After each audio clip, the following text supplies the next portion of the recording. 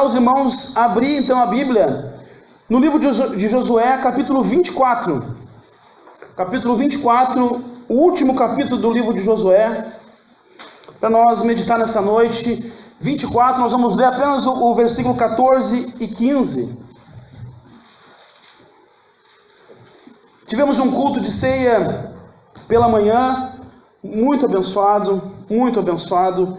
Graças a Deus a igreja cheia, como está hoje à noite também. Graças a Deus a igreja cheia, isso é muito bom.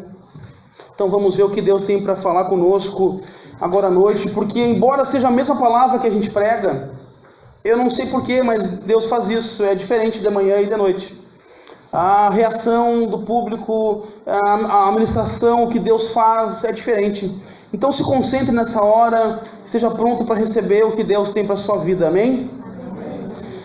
Então Josué 24, 14 e 15 diz assim: agora temam o Senhor e sirvam-no com integridade e fidelidade. Joguem fora os deuses que os seus antepassados adoraram além do Eufrates e no Egito, e sirvam ao Senhor. Se porém não lhes agrada servir ao Senhor, escolham hoje a quem irão servir, se aos deuses que os seus antepassados serviram além do Eufrates, ou aos deuses dos amorreus, cuja a terra vocês estão vivendo. Mas eu e minha casa serviremos ao Senhor. Eu e minha casa, algumas traduções dizem eu e minha família serviremos ao Senhor. Então aqui, seguindo no livro de Josué, agora no final do livro, falamos do primeiro capítulo, agora vamos falar do último capítulo. Passou muita coisa, muita história, aconteceu nessa caminhada do povo, peregrinando, né? Saiu do deserto, entrou na terra e agora eles estão vivendo na terra. Agora eles estão na terra, a terra prometida por Deus, eles estão vivendo lá. E eu dei o nome dessa mensagem: o que devemos fazer para ter uma vida abençoada? O que devemos fazer para ter uma vida abençoada? O livro de Josué é considerado o livro das conquistas. O livro de Josué é considerado o livro das guerras de Israel. Israel guerreou contra todos os povos que ali viviam. Eram 7 povos, nós vimos isso na semana passada, que viviam ali naquela terra. E Israel guerreou, batalhou e venceu todas as batalhas. Derrubou o muro de Jericó, e assim eles foram conquistando toda a terra que hoje é a terra de Israel, que está lá até hoje. E existe um ditado que diz: toma minha mão que já teremos meio caminho andado. Se o povo de Israel mantivesse segurando na mão de Deus o tempo todo, muitas coisas diferentes teriam acontecido. Porque segurar na mão de Deus é garantir o final da jornada. Segurar na mão de Deus é garantir o término, é garantir atravessar toda a trajetória. Só que num momento da história, o povo de Israel, em diversos momentos, eles não seguraram na mão de Deus. Eles largaram a mão de Deus. Eles quiseram se desfazer. Eles quiseram: não, deixa que nós vamos sozinhos. Deixa que eu faço por mim. Deixa que eu sei o que eu estou fazendo. Mas não, eles precisavam segurar na mão de Deus. E Deus ia conduzir eles até o final da jornada. Segurar na mão de Deus é importante para cada um de nós. Como diz aquela canção: segura na mão de Deus e vai. Precisamos segurar na mão de Deus. E aí Josué, ele começa a fazer um histórico para o povo. Desde o primeiro versículo do capítulo 24, ele começa a falar para o povo algumas coisas, a lembrar o povo algumas coisas que Deus fez. Olha o que diz no verso 3 ao verso 5, diz assim: mas eu tirei seu pai Abraão da terra que fica além do Eufrates, e o conduzi para toda a Canaã, e lhe dei muitos descendentes. Dei-lhe Isaque, e Isaque dei Jacó e Esaú. A Esaú dei os montes de Seir, mas Jacó e seu filho desceram para o Egito. Ele está dizendo aqui, ele está contando aqui, ele está falando, Deus está falando através de Josué, falando com o povo, fazendo um histórico para o povo, o que eles tinham vivido e toda a história, como tinha acontecido. Ele está dizendo aqui que ele, Deus, é o dono da história. Ele é o dono da história. É Ele que conduz a história. É Ele que faz a história, que leva a história. Ele é o herói da história de Abraão. Abraão vivia na Babilônia, em Ur dos Caldeus, com seu pai Terá, com a sua família toda. E lá eles adoravam outros deuses, adoravam Baal, adoravam diversos deuses. Talvez nem conheciam um Deus de Israel, nem conheciam um Deus verdadeiro. Mas quem tira eles de lá é Deus. Não é eles que saem, não é eles que saem de lá e que vão para a terra. É Deus que tira eles de lá. É Deus que chama Abraão um dia e diz: Abraão, sai da casa do teu pai, da terra da tua parentela, e eu vou te mandar para um lugar que eu vou te mostrar. Foi Deus. Ele é o Deus da história. Ele é o herói da história de Abraão. Não é Abraão o herói, é Deus o herói. Ele é o Senhor da história de Isaac. Isaac vivia numa terra chamada Gerar. Gerar estava passando dificuldade. Gerar estava tendo fome. Gerar estava tendo miséria. Gerar estava difícil de viver, complicado de viver. Mas Deus diz: não, fica em Gerar. Fica em Gerar. Gerar está difícil, está complicado, está ruim de viver. Não sai daí. Fica em Gerar, porque eu vou fazer a história. E Deus enriqueceu Isaac em Gerar. Deus fez um milagre em Isaac em Gerar. Ele é o dono da história de Isaac. Ele é o dono da história de José. Você conhece a história de José do Egito? José era amado pelo seu pai, foi discriminado pelos seus irmãos por causa de ciúmes. Levaram José para o deserto. Machucaram José, bateram em José, jogaram no poço, venderam José. José foi mandado para o Egito, foi vendido para mercadores que levaram até o Egito. Ele foi ser servo de Faraó, trabalhar com Faraó, mas por causa da mulher de Potifar, por causa dela, porque ela acusou ele de um assédio que ele não cometeu, ele foi injustiçado e foi para a cadeia. Ele ficou na cadeia. 17 anos ele tinha quando aconteceu os primeiros fatos dos irmãos venderem ele. 13 anos se passa e ele sai da cadeia e ele torna o governador do Egito. Mas não foi pelos méritos de José, não foi o que o José fez, pelo contrário, ele apanhou, ele foi maltratado, ele foi desprezado, ele foi injustiçado. O Senhor da história de José é Deus. Ele levantou José a governador do Egito. O Senhor da história de Moisés. Moisés vivia no Egito. Moisés era um príncipe do palácio. Moisés vivia com o rei, vivia com a rainha. Foi ensinado, foi educado no palácio. Moisés tinha tudo de bom e do melhor no palácio. Mas ele tinha um senso de justiça. Ele não aceitou um dia que os egípcios maltrataram o seu povo. E ele mata o egípcio. E por isso ele tem que fugir, ele tem que ir embora do Egito. Ele vai para o deserto. Ele vive no deserto. Ele se casa no deserto. Ele vira pastor de ovelha, de cabra. Ele está lá com a sua esposa, com o seu sogro Jetro. E um dia ele está lá tranquilo, 80 anos de idade, um velho, um senhor. Ele está lá. E Deus chama ele, uma sarça ardente, ele vê pegar fogo, ele vê uma sarça pegar fogo, Deus chama ele, e Deus diz que vai ser o libertador do povo. E ele com 80 anos de idade, um velho, que para muitos seria imprestável, não tem mais o que fazer, ele vira o libertador do povo do Egito. Porque o herói da história não é Moisés, o herói da história é Deus, é o Senhor, é Ele que faz a história, é Ele que é o dono da história. E Moisés conduz o povo no deserto. Imagina um velho no deserto. E ele morre com 120 anos. Aí chega Josué.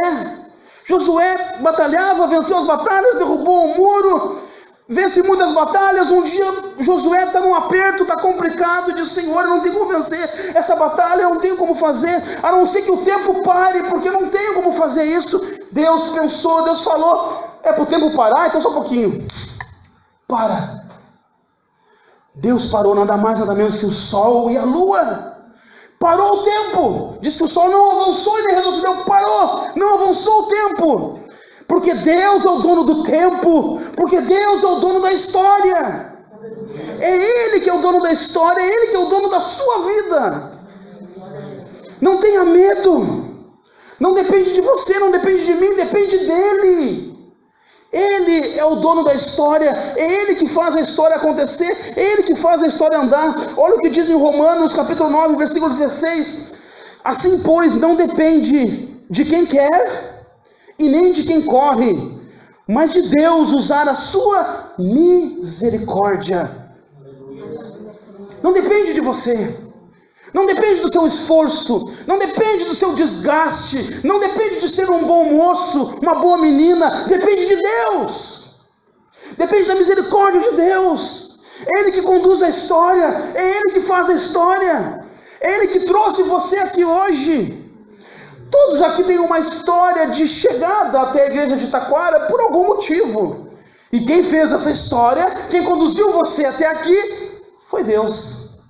Foi Ele, porque a história pertence a Ele. Então descansa, meu amado, descansa, minha amada, não te estressa, não te desgasta, a história pertence a Deus. Se é a vontade dEle, vai acontecer. Se não é a vontade dEle, não vai acontecer. Não adianta querer quebrar a porta, não adianta querer forçar a fechadura, não adianta querer arrombar para entrar. Se não é para Deus fazer, Ele não vai fazer. E você vai quebrar a porta e também vai se quebrar. Porque a coisa de Deus acontece de forma natural. Ela acontece, ela vai, ela flui, porque é Deus que está encaminhando a história. Amém?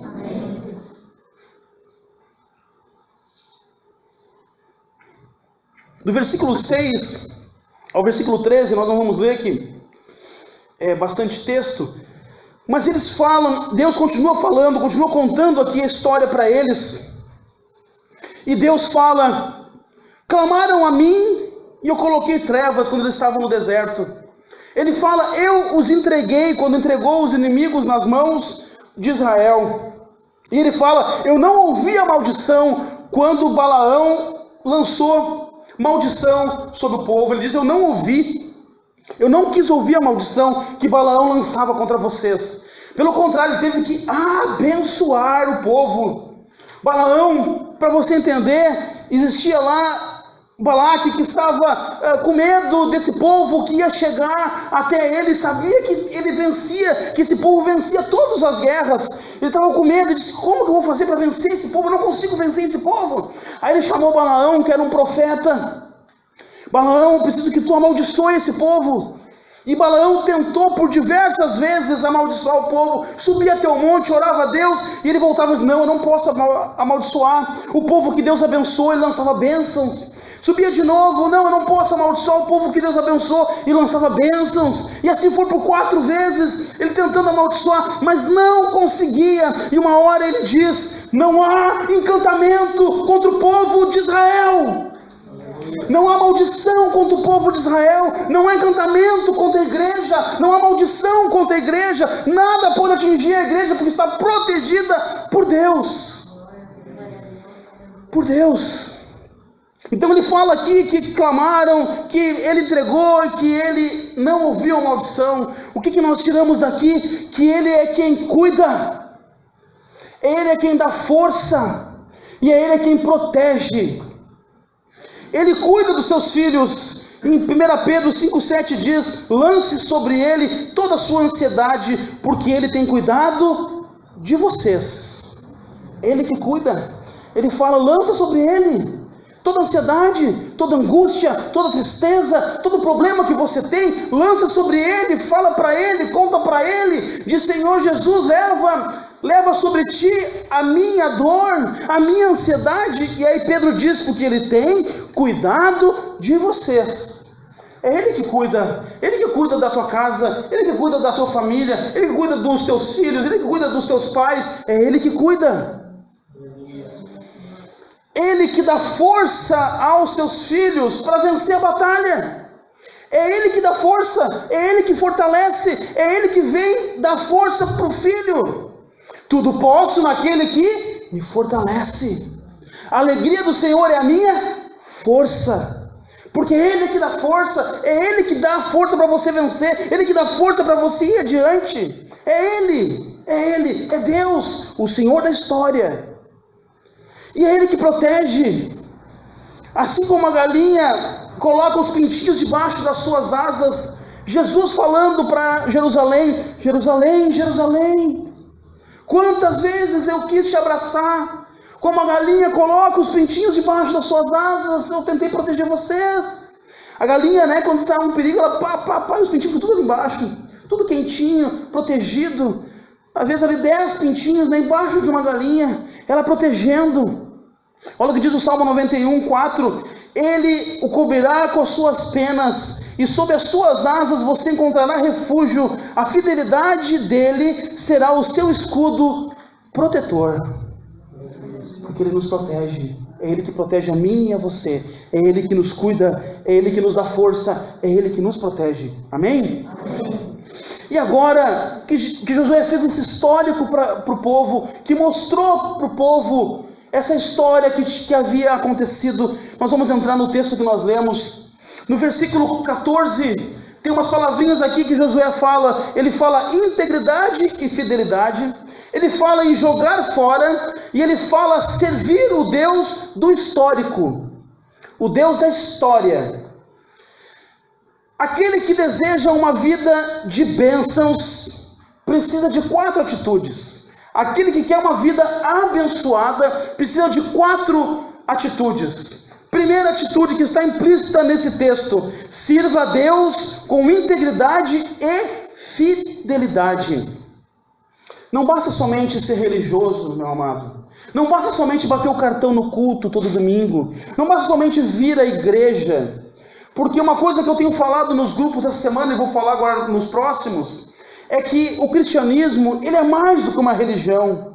Ele é mais, ele está além de uma simples religião, que você vai lá bater o ponto e volta para casa, que você vai lá tomar um passe e volta para casa, que você vai lá receber uma palavra amiga e volta para casa, a tua vida fica do mesmo jeito, da mesma forma, nada muda. Simplesmente tu vai lá para pegar a bênção, peguei a bênção, volto para casa. O cristianismo é diferente, porque ele envolve vida, envolve atitudes fora do templo, fora das 4 paredes, fora da igreja, lá fora. E aí a palavra diz: sirva a Deus com integridade e fidelidade. Olha o que diz o dicionário sobre integridade. Significa a qualidade de alguém ou algo de ser íntegro, conduta reta, pessoa de honra, ética, educada, brioso, cuja natureza de ação nos dá uma imagem de inocência, pureza ou castidade. O que é íntegro é justo e perfeito, é puro de alma e de espírito. Integridade é sinônimo de franqueza, de honestidade. Honestidade. A vida do cristão está além das 4 paredes. A vida do cristão está lá fora. A vida do cristão está em servir a Deus com integridade, ser íntegro lá fora. Porque aqui, ouvindo o pastor pregar, você louvando, aqui você não demonstra integridade, aqui você demonstra fidelidade. Aqui você é fiel, você está vindo nos cultos, você é fiel a Deus, você está sempre junto, você é fiel a Deus lá fora também, em várias atitudes, mas a integridade é somente lá fora. É somente lá, é lá na sua casa. A integridade é lá no seu serviço, a integridade é lá na padaria, a integridade é lá na rua. Ser íntegro, Josué diz: sirva a Deus com integridade e com fidelidade. O sucesso do cristão está na integridade e na fidelidade. Segunda atitude que precisamos ter para ter uma vida abençoada: lembrar do que Deus já fez. Nunca se esqueça do que Deus já fez por você. Nunca se esqueça. Aqui Josué faz um histórico. Olha o que Deus fez. Lembra de Abraão, lembra de Isaac, lembra de Jacó, lembra das guerras. Ele faz um histórico. Porque nós temos o costume, por causa do pecado, por causa das nossas transgressões, nós esquecemos facilmente as coisas boas da vida. Esquecemos facilmente a bondade das pessoas. Esquecemos facilmente o favor de alguém que nos estendeu a mão. Esquecemos facilmente daquilo que Deus já fez. Esquecemos que Deus já fez. Esquecemos. Esquecemos quando recebemos um favor de alguém, quando alguém nos estendeu a mão, nos emprestou um dinheiro para sair do sufoco. Quando passa o tempo, você... é verdade, fulano me emprestou dinheiro. É fácil de esquecer, e aí nos tornamos ingratos. Ingratos. Eu me lembro quando eu me converti numa igreja, que não foi ao Brasil, eu me converti numa quadrangular independente, que era numa garagem, uma igreja bem pequenininha. Mas lá Deus falou comigo, me impactou naquele dia. O pastor que me batizou faleceu o mês passado de Covid. Uma igreja com as suas limitações, com seus problemas, acabou nós saindo de lá e indo para o Brasil, mas eu sou eternamente grato àquela igreja. Sou eternamente grato à família do pastor que ficou, aquele pastor que me batizou, eternamente grato.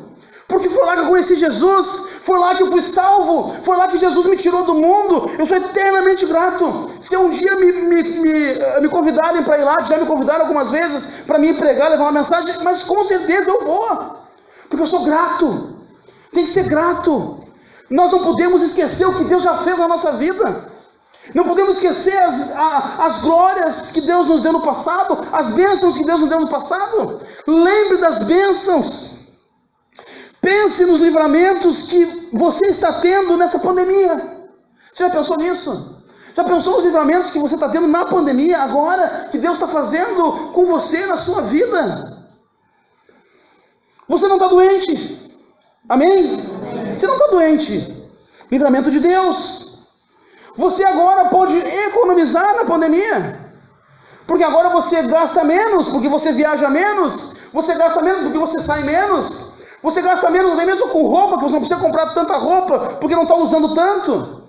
A pastora comentou isso essa semana ali em casa, porque as crianças na escola, as crianças, né, Dani? As crianças, vamos dizer sempre criança, né? As crianças na escola gastavam roupa, tem que comprar roupa, agora não está precisando comprar. O Léo faz escolinha de futebol, quase que todo mês é uma chuteira. Não precisa comprar chuteira, estamos economizando. Olha as bênçãos que Deus está dando, pequenas coisas que às vezes nós não nos chama atenção, que a gente não pensa, em bênçãos que Deus derrama sobre nós. Você tem mais tempo nessa pandemia para ler a palavra, para orar. Você tem mais tempo para pensar nas coisas de Deus. Você tem tempo para isso. Deus parou o mundo para você pensar, para você orar, para você buscar a sua presença. Já pensou nisso? Que Deus parou o mundo para você parar e pensar na presença de Deus? Já pensou que Deus parou o mundo para as pessoas acordarem? E opa, gente, estou aqui, se liga. Já pensou que Deus parou o mundo para mostrar que as coisas estão acontecendo, que o que está na Bíblia, que o que está aqui é verdade? Já pensou que Ele parou o mundo para mostrar que as profecias são verdadeiras? Ele parou para as pessoas pensarem. Mas olha o livramento que você está tendo com isso. Você pode ficar mais tempo com a sua família, que não ficava antes. Você pode conversar com seus filhos, que às vezes você nem conhecia. Chega em casa, opa, quem é esse cara aí? Eu sou teu filho, pai. Opa, como assim? Ô pai, sou eu. Tinha um conhecido que faleceu. Ele era meu colega de trabalho e ele trabalhava muito, assim, ele viajava demais, né? Ele viajava ao estado do Paraná e Santa Catarina e ia pouco para casa. E ele disse, cara, eu não aguento mais. Eu não estou vendo meu filho crescer. Eu saio de casa, ele está de um tamanho, eu volto, ele está de outro. Eu não vi meu filho começar a caminhar. Eu não vi. E essa fase da criança pequena, ela muda muito rápido, né? Muito rápido. Eu estava vendo essa semana umas fotos do ano passado, como o Léo mudou, como a Dani mudou. Muda. Daqui a pouco o Léo está com barba na cara, daqui a pouco o Léo está com a voz grossa, muda. Mas Deus parou. Bênção que Deus está fazendo na sua vida agora nessa pandemia, para você ter mais tempo com a sua família. Lembra do que Deus tem feito. Não esqueça das maravilhas que Deus tem feito. Não esqueça de pessoas que te abençoaram na caminhada. Não esqueça, quem quer ter uma vida abençoada, lembra do que Deus já fez. Terceiro ponto, terceira atitude para você ter uma vida abençoada: abandonar as práticas do passado. Josué fala, agora vocês me digam, vão ficar com os deuses dos seus antepassados? Vão ficar com os deuses dos seus pais? Então é preciso abandonar as práticas do passado, jogar fora os ídolos, os deuses do passado. Quem está participando do Lar Farol, nós ministramos o primeiro mandamento, não há outro Deus além de mim, e nós vimos que o coração humano, ele é uma fábrica de ídolos. Nós criamos ídolos em tudo que é lugar, de tudo que é jeito, tudo que é coisa vira um ídolo para nós, e o ídolo é tudo aquilo que está acima de Deus, tudo aquilo que está à frente de Deus, tudo aquilo que nós amamos mais do que a Deus é um ídolo. O ídolo pode ser um filho, pode ser um marido, a esposa, o ídolo pode ser o trabalho, o ídolo pode ser muita coisa, e nós somos uma fábrica de ídolos. É preciso abandonar os ídolos do passado, é preciso abandonar as atitudes do passado, é preciso abandonar as práticas do passado. Quer ter uma vida abençoada? Abandona as práticas do passado. Os ídolos do coração, aquilo que colocamos acima de Deus, que o nosso coração está acima de Deus, acima. Eu não tenho tempo para orar. Por que eu não tenho para orar? Tu não tem tempo para orar? Em 24 horas do dia? Não tenho. Por quê? Porque eu fico parará, e aí você vai descobrir diversos ídolos que você cria, que você coloca na frente de Deus e não dá prioridade para Deus. É necessário colocar embora, mandar embora a tristeza do passado. Tristezas que nós vivemos, problemas que nós vivemos, angústias que nós tivemos, desamores, dissabores que nós tivemos. É preciso deixar no passado. Às vezes a pessoa teve um problema em 2000, já fazem 20 anos, e ela tem aquela tristeza no coração. Mas tu não sabe o que aquela pessoa me fez, mas faz 20 anos. Deixa no passado, perdoa ela em Jesus, e deixa no passado a tristeza que ficou no passado. Às vezes perdemos entes queridos, as pessoas morrem, a gente fica triste, e isso é normal, nós vamos ficar, com certeza. Mas morreu, passa o luto, chega. Porque todos nós vamos morrer, amém? Amém? Se Jesus não voltar antes, todos nós vamos morrer. Isso faz parte do processo da vida, todos nós vamos morrer. Então deixa as tristezas do passado no passado. Você quer ter uma vida abençoada? Deixa as tristezas do passado. Os amores do passado, aquilo que lá no passado te tiravam da presença de Deus. Amores, pode ser amores fraternal, pode ser um amor de relacionamento, ou pode ser amores que você tem no passado de outras coisas. É preciso abandonar, deixar lá atrás. Amores, relacionamentos que não deram certo, relacionamentos que nos prejudicam, que vão nos afastar da presença de Deus. Amores do passado que nos afastam da presença de Deus. Relacionamentos errados, casamentos errados. Por que errado? Não devia estar casado? Não é isso, devia casar. Porque se você está junto, morando junto, se relacionando, você está em pecado, você não está casado. Você está em fornicação, é pecado ter relações antes do casamento. Casamento oficial por Deus. É bênção. Se você está fazendo isso, está fora da vontade de Deus. Abandone os amores do passado, abandone as relações do passado que prejudicam a sua vida, que te afastam de Deus. Quem quer ter uma vida abençoada, abandona os amores. Vive um novo amor na presença de Deus. Amém? Amém. Abandone os pecados do passado, aquilo que impede você de servir a Deus. Todos nós somos pecadores. A palavra diz que aquele que diz que não tem pecado é mentiroso. Todos nós somos pecadores, todos nós pecamos, mas existe aquele pecado que você agora vai lembrar dele, aquele pecado que é o teu calo, que é aquele pecado que te tira do centro. Cada um tem uma área específica, e esse pecado nós precisamos abandonar, porque se eu não abandonar esse pecado, eu não vou conseguir servir a Deus com integridade e fidelidade. É preciso abandonar as vidas do passado, os pecados do passado. Quem quer ter uma vida abençoada diz amém. Amém. Amém. Quarta atitude para ter uma vida abençoada: não aceitar as heranças amaldiçoadas.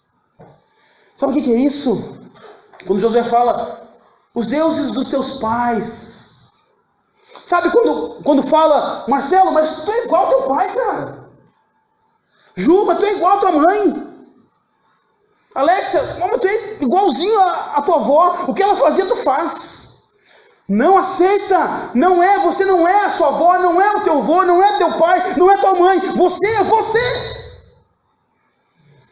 Se você está tendo alguma atitude que esses parentes tinham errada, tome uma atitude de mudar. Mas você não é o pai. Tu é o Marcelo, não é teu pai. Tu é a Juliana, não é tua mãe. Tu é a Alexa, não é tua avó. Porque Jesus levou no madeiro toda a maldição. Porque maldito é aquele que é pendurado no madeiro, e ele cancelou todas as maldições sobre a nossa vida. Mas nós precisamos ter uma atitude de mudança, uma atitude de eu não vou fazer. Mas a minha família é alcoólatra, meu avô é alcoólatra, meu bisavô é alcoólatra, meu pai é alcoólatra, meu irmão é alcoólatra, também você é alcoólatra. Não você. Porque a hora que Jesus me libertou, eu tomo uma decisão com a bênção de Deus, com a bênção do Espírito Santo, que vai me dar força para vencer isso. Eu vou dizer, eu não vou ser alcoólatra. De repente na sua família ninguém terminou nem o ensino médio, nem o 2º grau. Mas você vai dizer, eu vou fazer uma faculdade. Eu vou mudar a história da minha família. Eu vou mudar a história dessa casa. Porque eu não aceito as heranças amaldiçoadas. Amém? Amém. Cada um tem a sua história. E Deus quer abençoar a sua história, mas você precisa ter essas 4 atitudes. E aí no capítulo 15, no versículo 15, chegou um momento culminante. Chegou um momento importante. Chegou um momento assim derradeiro. Que Josué fala para o povo, agora vocês têm que decidir. Agora vocês precisam me dizer, o que vocês querem? Vocês vão servir os deuses dos seus pais, os deuses dos povos que aqui viviam, ou vocês vão servir a Deus? Eu e minha casa serviremos ao Senhor. Eu tomei a decisão. E vocês? A hora da decisão chega para quem quer ter uma vida abençoada. Chega a hora de decidir. Chega a hora de escolher o que você quer, o que cada um de nós quer. Agora é necessário decidir a quem servir. É necessário decidir o que fazer, qual escolha tomar. O passado que gera maldição ou o futuro que será construído com a bênção? Tem que decidir. A tristeza ou a alegria? Preciso decidir. O pecado ou a vida santa?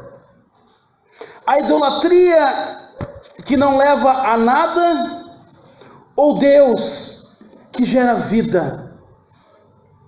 O passado ou o novo de Deus?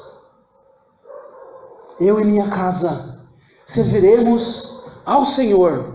Eu e minha casa serviremos ao Senhor. Eu e minha casa serviremos ao Senhor. Repita comigo, eu e minha casa serviremos ao Senhor. De novo, eu e minha casa serviremos ao Senhor. Agora todos juntos, eu e minha casa serviremos ao Senhor. Aplaude ao Senhor.